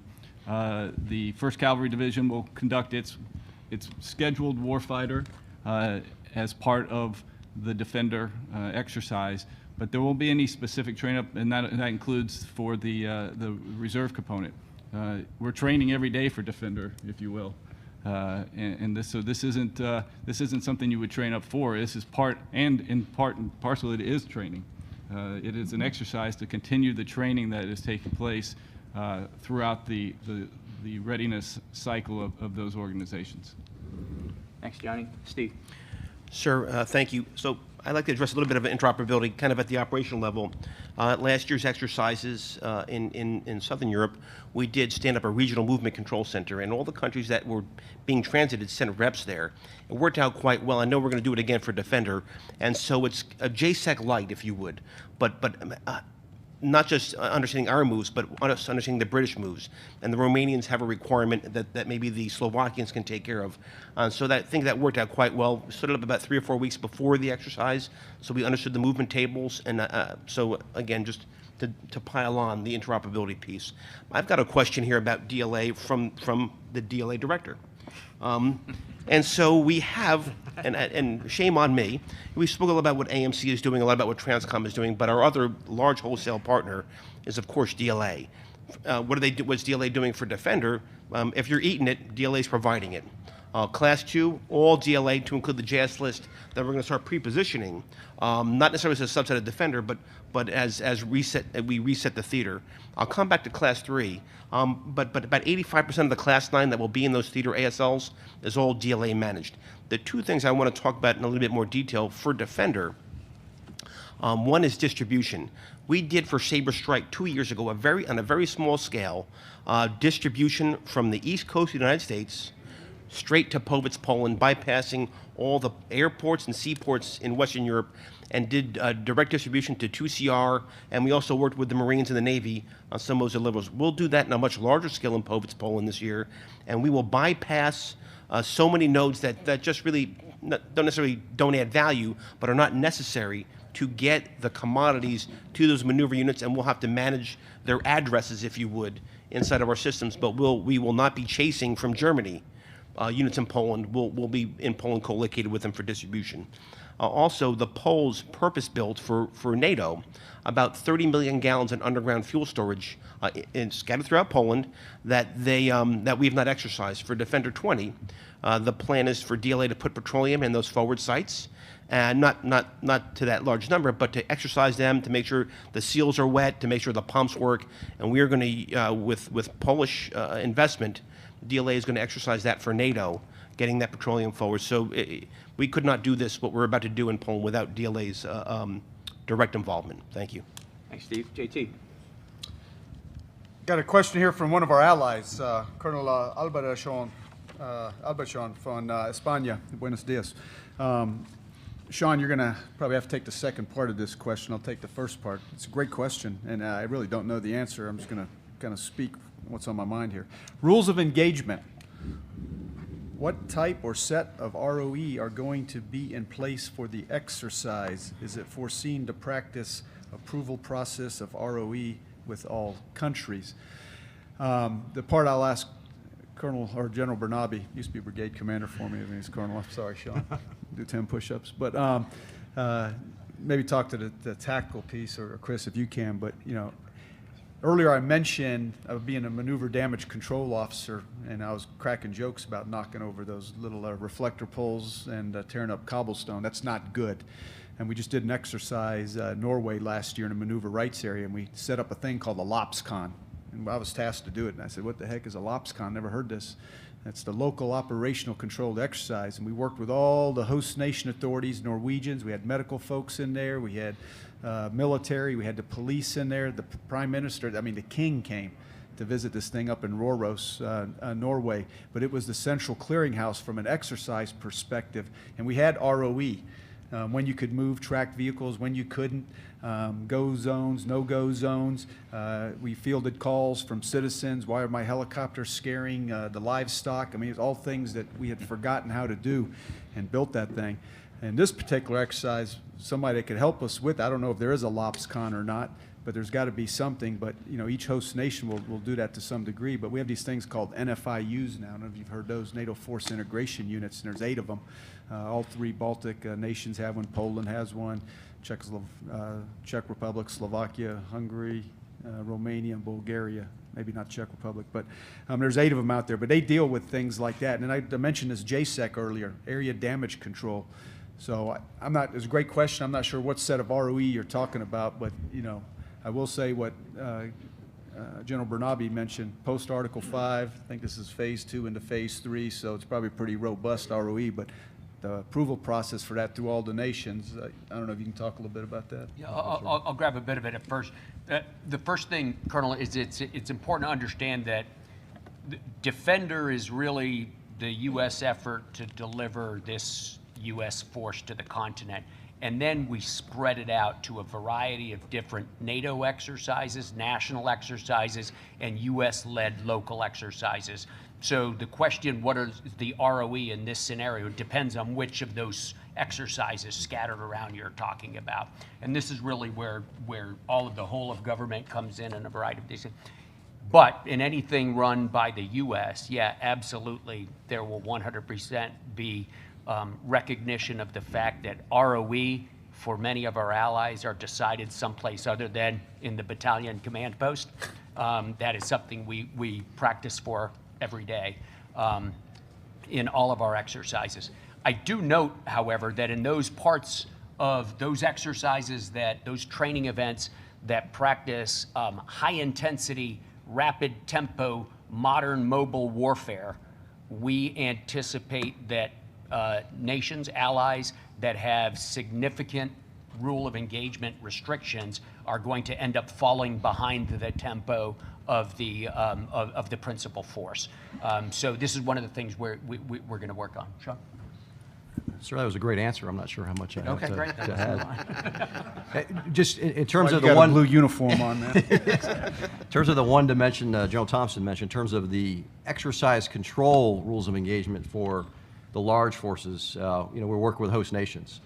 Poland will be a major host for a big part of this live exercise. You know, my counterpart from Poland, General Zurowski, is here. Appreciate you being here. It's always good to see you. We have worked some of this already. We'll continue to fine-tune those rules and that architecture and that framework, and I think slap the table at the final planning conference in November to make sure we understand how we're going to operate, where the maneuver rights areas are, when are the movement times, how do we deconflict with the national exercise, Anaconda happening simultaneously. So some great work that's already gone into it, and we'll continue to fine-tune that. You know, which brings us to, I think I'm next after JT, and it's a good follow-up to a question. In order to set desirable conditions and environment to execute the exercise of this scale with participation of 17 allies, what sort of coordination process was taken, for how long, et cetera? So a couple of parts to the answer. The first is we have been planning in detail from the concept development conference for each of the subordinate parts of the exercise, each of the associated exercises. Each concept development conference, each main planning conference, and each final planning conference that we've worked on has been attended by at least a dozen allies. So at a military level, we have a very well-established process in Europe to jointly plan such activities. You're right, though, whoever asked the question, when we have something this big with this much movement, there is a preparation of both governments and, frankly, society that has to be done. And we work very closely through our embassies and through our allies' military structures to do such things. For example, the commander of the Joint Logistics Command, the Joint Services Agency for the Bundeswehr, is Martin Schelleis. General Schelleis and some of my generals have gone to conduct local engagements in areas that historically have been a little bit more sensitive to large-scale movements of forces through them. In other countries, we do the same thing. Sometimes it's as simple as holding an open house and an equipment display in a country or in a location that has not seen American forces lately. And sometimes it's a matter of briefing at the ministerial level what it is we intend to do. But to the gentleman who asked the question, yes, absolutely, a very intensive, wide-ranging effort from across the whole of the U.S. side, country by country, as well as alliance-wide. Sean? So this question is, how will you evaluate cybersecurity of the lines of communication during this exercise? So I'll just say that, you know, it's no mystery to this audience that we are in competition in cyberspace as we speak. It's something we're always doing. I'll just say we have pretty good capability in Europe. We will bring additional capability as a part of that 20,000 coming onto the continent for the exercise. And, you know, again, we'll continue to compete in cyberspace during the exercise and see what we learn. That's probably about the extent of what I want to discuss in this forum. Sounds good. Johnny? All right. From Captain Griffin, from Division East, 1st Army. His question was, part of force projection and strategic readiness is our capability to rapidly and effectively deploy the reserve component partners. In your comments, you mentioned MFGI expansion. As part of Defender 2020, has any thought been given to using inactive MFGIs instead of the active MFGIs, Fort Bliss and Fort Hood, to mobilize forces, test and validate these systems? So if you remember the two-pronged arrow, hopefully what you took away from that is this is a steady build that we've been doing as we improve our ability to prepare for large-scale mobilization. So the short answer is yes, we are thinking about it, and as we look deeper in future Defender series, because as you know, this is Defender 20 in Europe, then we're going to the Pacific, then we're coming back to Europe. As we can look deeper and further out, we can plan on using some of the inactive MFGIs, but this is a heavy bill for the Compo 2 and 3 when you stand up an inactive MFGIs, because the MFGIs, when you activate one, you also have what's called a mobilization support force, the MSF. That's a 1,000-person, usually Compo 2, potentially Compo 3 reserve force that we have to mobilize, bring on to set up the MFGI, to then receive a reserve component element. So that's a heavy bill, both monetarily and for those Compo 2 and Compo 3, because you're talking about you're potentially using up their active duty days that year to execute that. But that being said, as I think we progress through the Defender series over time, and we can look deeper and allow the National Guard and the Reserve to see, hey, and plan deeper, because 1 year to us is like 4 years to them. So you have to be able to give them the time and space to plan out these sort of events. 1/16th is executing this year, but not bringing their equipment. They're going to fall in on the APS. So I think that's the baby step this Defender, and the next Defender we can look at potentially using the Defender exercise as one of those mobilization exercises. If you remember that chart, that we're doing, we are bringing inactive MFGIs up online and exercising them to push a small unit, let's say an engineer company, out to support CENTCOM. Well, this would be an opportunity in the future to do the same, but for an exercise and bring that Compo 2, Compo 3 back through that MFGI. Thanks, Johnny. Steve? Sir, thank you. I've got a question here, no author. How much of the RSOI mission will Defender 20 be able to exercise? And I'm a former 21st TC commander, and I apologize, but I will get corrected by Chris Mohan at the end of this if I'm wrong. But I would say all of it to a certain scale is what I would say. For reception, again, multiple ports. And I know the STDC brigade will have its battalions at all those ports, and there'll be a portion of the TSC and frankly a portion of AMC that's at those ports to make sure that those ships get downloaded in a timely fashion, and that we're working readiness to get those vehicles, if something happened in transit, getting them ready to move. The staging piece, and we don't really talk about that much. We tend to go from reception to onward movement, but I'd be remiss if I didn't mention the garrisons and the role our garrisons play in staging both equipment and personnel. IMCOM Europe does a fantastic job. When operations like this happen, what will happen is the TSC geographically figures out, and we work with the garrison Benelux and the garrison Kaiserslautern for the staging of the personnel and the equipment to get them married together. Because the personnel are going to fly into a local airport, we get the buses, we move the personnel married with equipment in the staging area. Make sure they, there's a little bit of jet lag in there, so we got to be very careful. We feed them, we house them, and we help them facilitate their rehearsals for their movement, whether it's going to be loading a rail right there at the port, or if it's going to be convoying across multiple countries in Europe. The onward movement, I think, is something that we've worked quite well in the last 2 or 3 years, a lot with our commercial partners, DB Schenker, and certainly, as I think General Cavoli mentioned, working at all those potential friction points, whether those be international borders or, frankly, internal German state borders, where we may have some friction, and we engage at the state level or at the federal level or at the local level to make sure the local populace understands what we're about to do. And then, of course, the integration in the TAA, when these units get to where they're going, there's a large logistical portion to integration, so that brigade commander or that maneuver commander can say, I now have a ready force that's ready to fight. There's a large, for logistics, it's small I. There's a large logistical piece to make sure that we've given them all the capabilities they need, whether it be ammunition or CCOM LAR to make sure that they can see each other on the battlefield, all those things that have to happen. So all of it, but at a scale. Largest scale we've done in about 20 years, though. Thank you. Hey, for General Milhorn, your question, building off of the beginning of Steve's answer, do we anticipate significant impacts to installation readiness? Yes, as Steve pointed out, and I will say that our estimate right now is that the square footage we require for this and other things exceeds that square footage that would be available after the European infrastructure consolidation is complete. Yeah. Thanks. JT?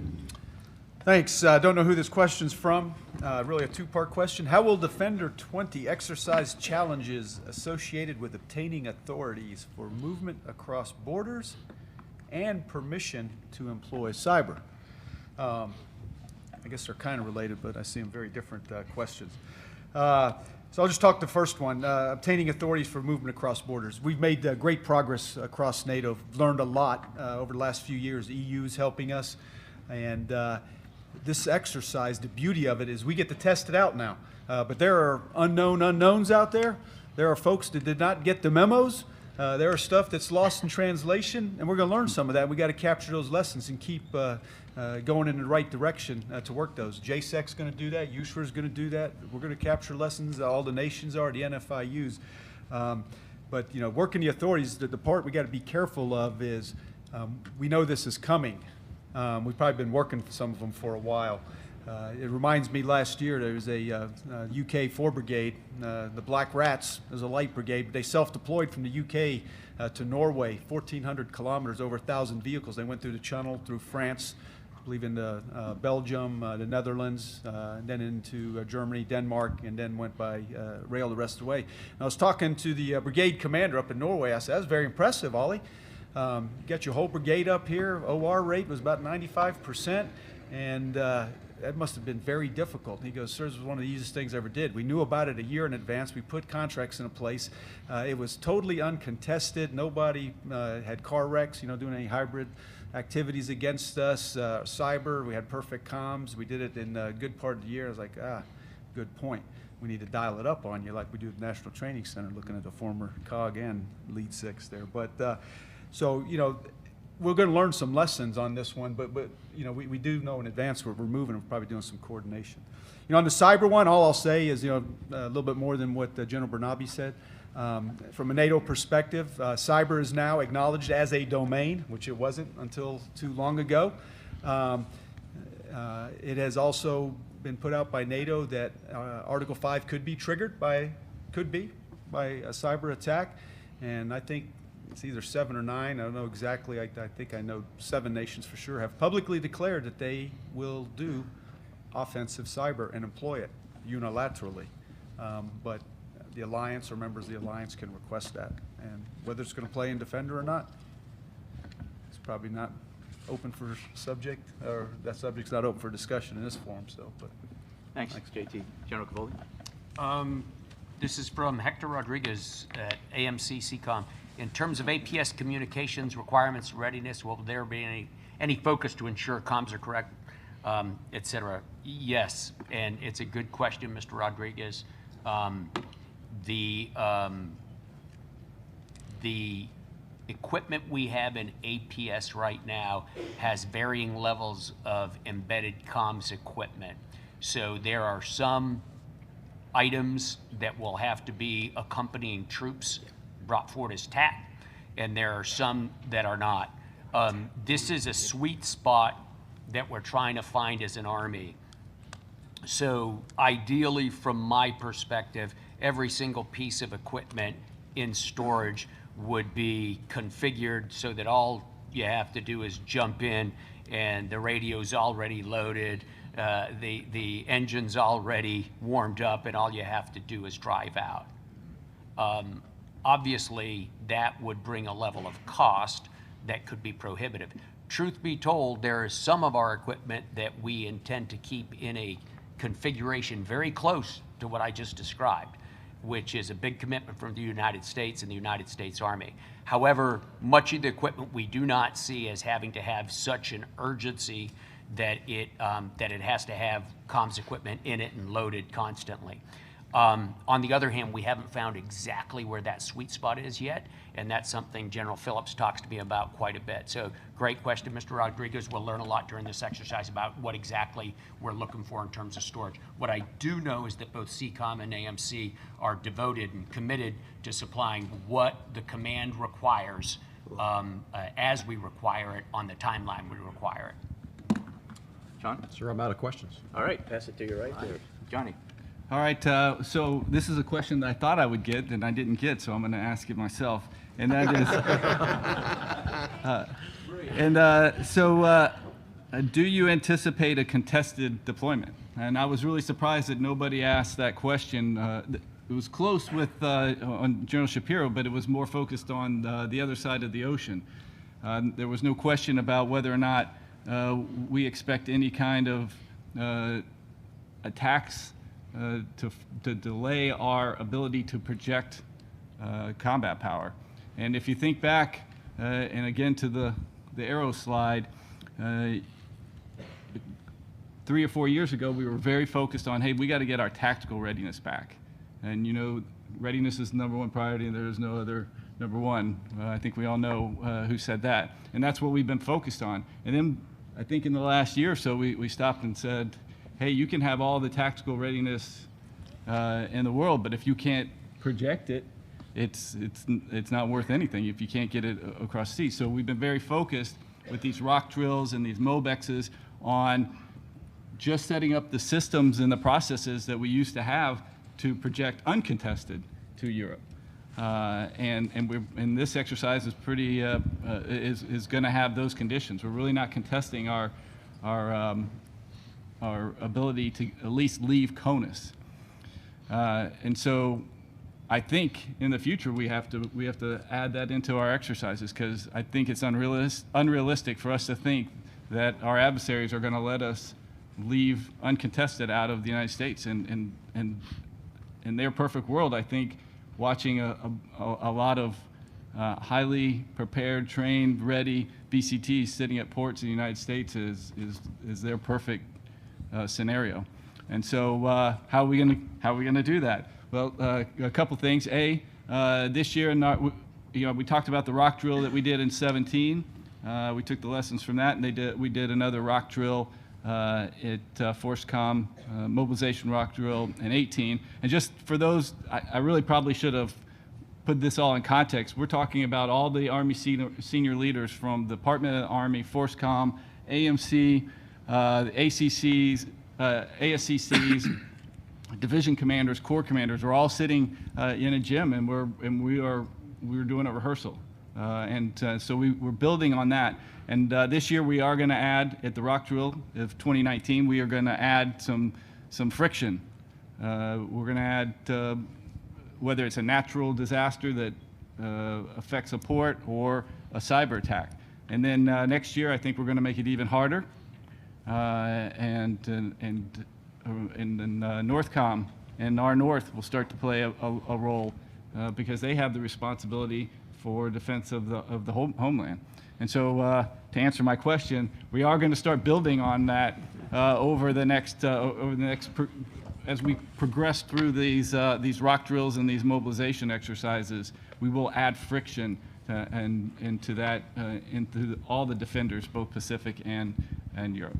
Sir, if I could add one thing to that. So Defender has certainly garnered a lot of attention from our joint partners, and clearly they see it as an opportunity to practice moving and fighting as a joint force. And the most recent example of that, the U.S. Navy is aligning resources to practice escorting ships from CONUS to Europe, and the proper handoff and delivery of those, and the security of the sea locks in and around the continent. So again, a late addition to the exercise concept, but an example of our joint partners practicing defending against a threat to those strategic movements.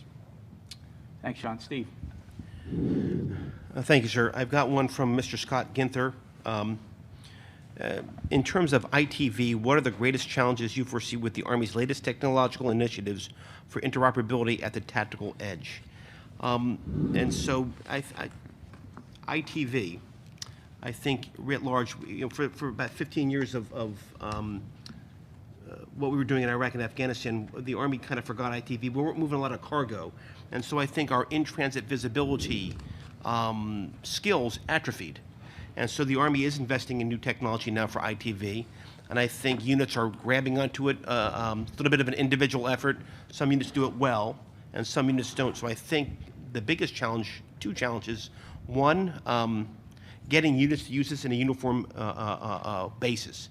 Every container will look like this from an ITV. Every tank will look like this from ITV. I think we're not where we need to be. And I also think we've got to understand the questions that we want ITV to answer. And I think right now we're now at the point now after kind of resetting both theaters in the Pacific that we can start asking better questions and smarter questions of our ITV. I think just knowing where the container is or was.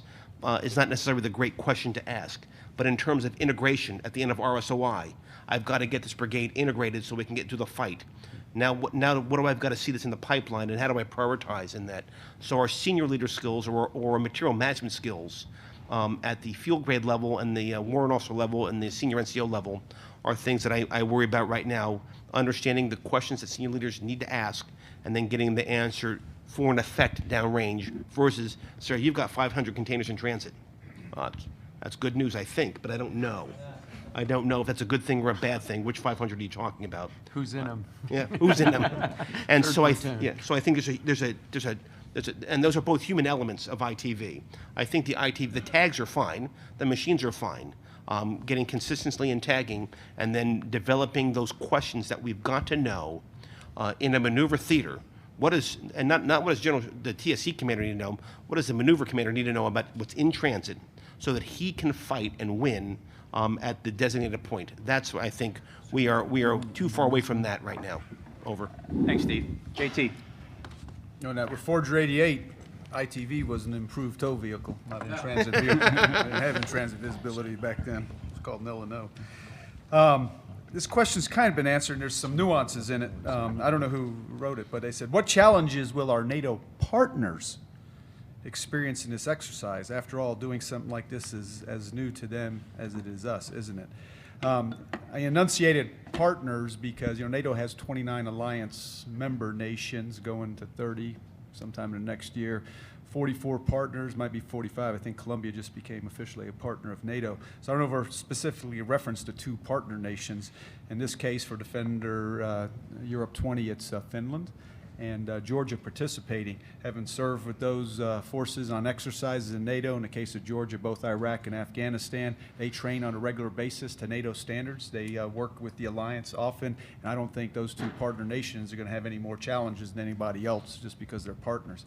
The question was pejoratively partners, meaning the alliance members just working with the United States. This goes back to the interoperability question.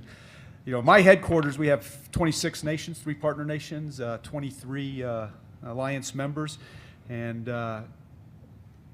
when somebody says they're going to lunch, it means different things. They say, you're a native English speaker. I've learned I'm a native Texan speaker. I don't understand what the Brits are saying half the time, but when somebody says they're going to lunch, Nation A, and I won't single out the nations, you might figure them out on your own. Nation A says we're going to lunch. That means they're going to stop what they're doing for 15 minutes, eating their sack lunch at their computer, and they're going to get right back to work in about 15 minutes. For Nation B, that means I'm going to the dining hall. I will be gone for an hour, but I will be back in an hour, and I will continue on the rest of the day. Nation C means I'll be gone about 2.5 hours. I'm going to come back tipsy because wine and cognac was involved. And Nation D means I'll see you tomorrow. So there are challenges, but languages do things, you know, so it's the power of a simple, consistent, and continuous message when you're dealing in a multinational exercise like this. But, you know, we go back, and depends who you ask. What is the biggest impediment to interoperability? Some will tell you automatically it's technical. We have 2 systems that can talk, or technical reasons. We get into procedural.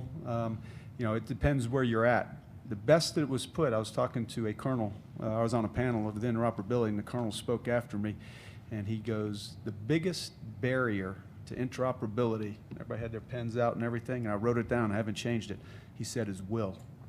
If you have the will to interoperate, if there's a will, there's a way. It gets down to leadership and just investing in it. So I said, you know, readiness, we need to put an eye on it. Training, manning, equipping, sustaining, and interoperability. .mil PF. We should put an eye on it. You know, General Wesley and I were sitting down one day. I said, man, you're going to be putting another eye on there for interoperability.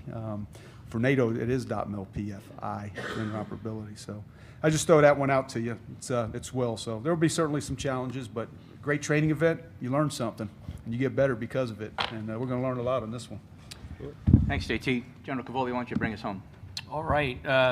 Well, first of all, JT, thanks for bringing up Reforger 88 again. The good news is the next tranche of these uniforms is going to be issued by age, so you're going to be measured out back in a moment. Thanks, everybody, for being on the panel. Steve, thanks for making the time. General Thomson, obviously, thanks for being here. Thanks, Johnny. Thanks very much, General Stevenson.